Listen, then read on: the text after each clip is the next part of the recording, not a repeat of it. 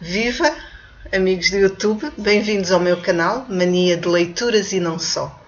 Desta vez trago-vos o livro A Menina Sem Nome, de Marina Chapman. Este livro conta uma história incrível, passada na Colômbia,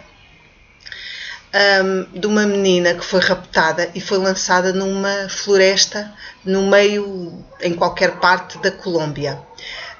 Em primeiro lugar, queria chamar a atenção que, em relação a este livro, não há propriamente nenhuma prova factual concreta que a menina tenha passado até aos 10 anos, cerca de 5 anos, na floresta com os macacos, com quem ela aprendeu a viver e a sobreviver. Eu, quando comecei a ler o livro, também achei aquilo um pouco estranho. Esta senhora já está com cerca de 60 anos, já tem filhos, aliás a filha ajuda, faz a sua transcrição, vive em Londres, e ela ajuda a fazer o livro, a elaborar com as memórias que ela tem. E quando eu comecei a ler o livro, eu realmente também fiquei um pouco na dúvida em relação à primeira parte que ela apresenta, ou seja, os 4, 5 anos que ela vive na floresta com os macacos capuchinos. Mas à medida que fui lendo o livro, eu fui acreditando, ou seja, tudo me faz um pouco sentido. O livro acaba quando as coisas acabam bem, e o final, que foi cortado pela uma das que ajuda a fazer o livro, corta mesmo depois, mesmo naquela parte em que tudo, enfim, ela por fim encontra um lar em que a amam e em que a tratam bem. E eu acho que é mau, o livro devia ter continuado. Mais uma vez, é uma história real e de sobrevivência. Esta Marina Chapman, que está aqui as fotografias dela, é uma mulher e foi uma menina extremamente inteligente. Se não fosse a inteligência dela e a força de vontade dela, mais uma vez, ela não conseguiria sobreviver. É uma história maravilhosa, mas como eu vos posso exemplificar, este, por fim, é o casal que, depois de todas as vicissitudes, lhe traz a felicidade merecida. Tudo começa quando ela é raptada dos seus pais, cerca de 4 anos, e é lançada, e não se sabe porquê, na floresta colombiana. Ela consegue perceber, com 4 anos, como os macacos viviam, e imita-os, e consegue sobreviver na comida, no abrigo, na defesa, e inclusivamente os macacos, de certa maneira, adotam-na. Ou seja, guardam a distância, mas têm sempre uma observação em relação a ela e se chegam-na a salvar a vida quando ela ingere algo venenoso. A amizade dos animais por ela vai marcá-la para sempre e vai fazê-la perceber que o mundo, enfim, na floresta era muito mais doce e muito mais pacífico do que o mundo dos humanos. Porém, a atração da sua espécie acaba sempre se fazer sentir e não há nada a fazer em relação a isso. Ela ainda vê uma índia, ainda tenta ficar com ela, mas a índia rejeita. Por fim, encontram os caçadores e, neste caso, vinha uma mulher junto. E a mulher percebe que ela quer ir com ela e leva para fora da floresta. Só que, infelizmente, são cruéis, são maus e põem-na num bordel. No bordel, ela não se torna propriamente prostituta logo à partida, porque ainda é muito pequenina, muito desinteressante, não sabe praticamente falar, está meia suja e faz tarefas domésticas. É como se ela não existisse. O amor que ela deseja, o amor sobretudo maternal que ela pensava encontrar, nunca encontra nesse bordel onde é maltratada. Mas, entretanto, nos seus recados, há uma senhora vizinha que lhe diz, que a faz perceber que onde está ela vai ser carne, ou seja, vai ser usada para a prostituição. Dá-lhe a entender que tu és carne e um dia vais servir para ser, enfim, comida.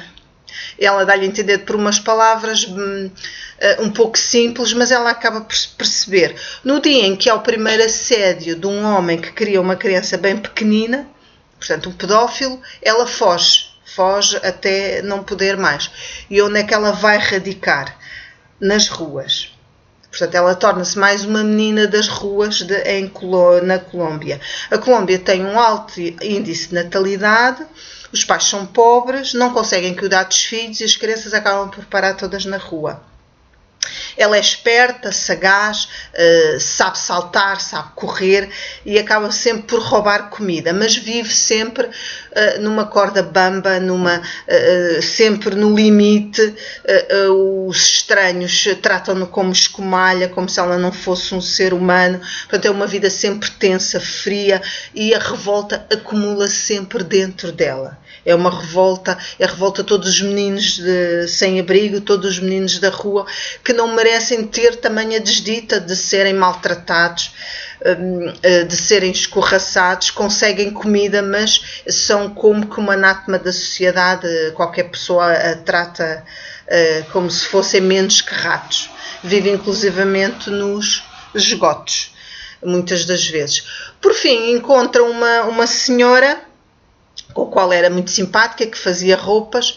Ela oferece para trabalhar naquela casa e infelizmente vai parar a uma família de mafiosos que põem a dormir ao lado dos cães numa esteira com jornais, lhe batem e tratam o pior possível.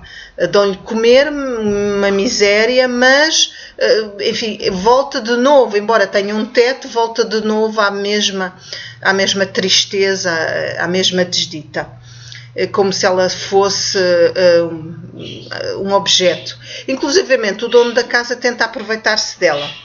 Ela bate-lhe, diz à mulher, a mulher não acredita, e a vida dela é ser espancada, praticamente. É uma vida extremamente infeliz. Mas há uma salvadora vizinha que sabe da situação, que se chama Maruja.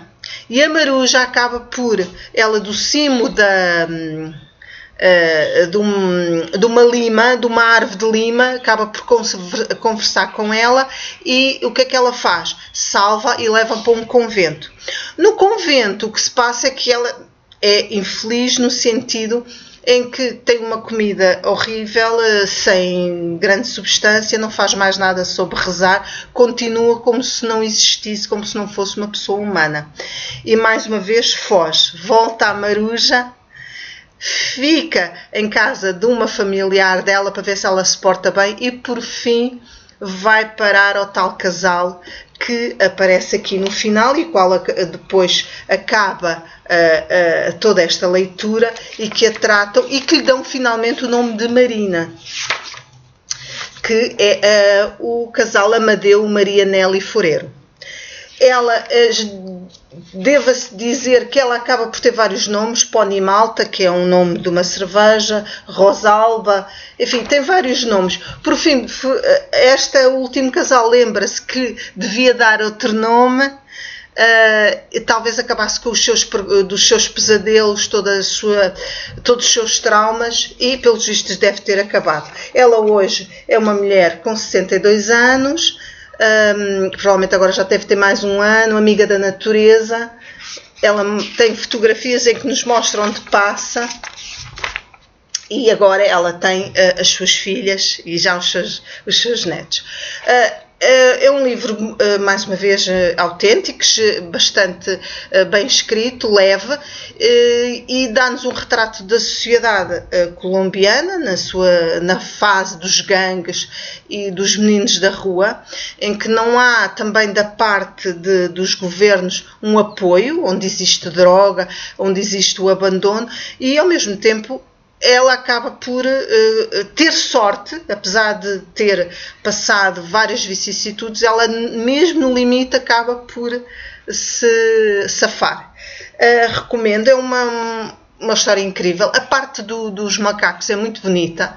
Eu acabei por acreditar, embora não haja realmente provas que isto seja um facto, mas acho possível. Acabo por dizer muitas vezes que os animais são melhor que as pessoas. Trazem-nos mais apoio e mais afeto e não nos desiludem. Um bom livro de sobrevivência e de inteligência, sem dúvida. Recomendo. Beijinhos. Até à próxima. Boas leituras.